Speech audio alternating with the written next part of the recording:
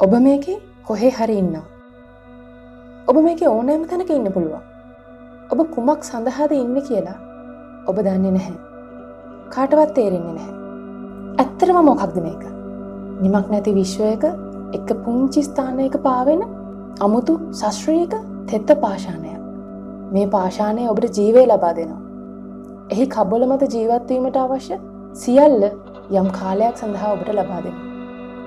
ඔබ සිටින මේ පාෂාණය ඉතා කුඩයි. ඔබ මේ පාෂාණයට සාපේක්ෂව තවත් කුඩයි.